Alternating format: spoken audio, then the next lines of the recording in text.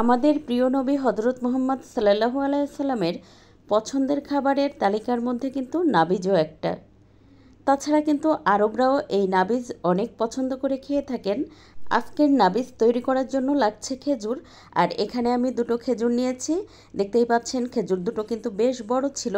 এবার খেজুরটা খুব ভালোভাবে ধুয়ে নিয়ে এই যে ভিতর থেকে বিচিটা ফেলে দিচ্ছি। এবার এই খেজুর দুইটা একটা বড় পাত্রে নিয়ে নেব, আর সেই সাথে দিয়ে দেব 1 কাপ দুধ। আর এই দুধটা কিন্তু আগেই জাল করা ছিল, এখন একটা ঢাকনা দিয়ে ঢেকে 24 ঘন্টার জন্য রেখে দিয়েছি।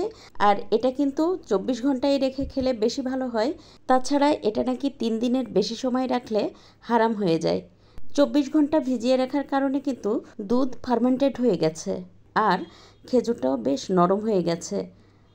আজকে নাবিজ তৈরি করে খেতে পেরে আলহামদুলিল্লাহ এত ভালো লাগছে। আমাদের প্রিয় নবীজির পছন্দের খাবার খেতে পেরে সত্যি অপূর্ব অনুভূতি ছিল। আর নাবিজের তো অনেক গুণাগুণ।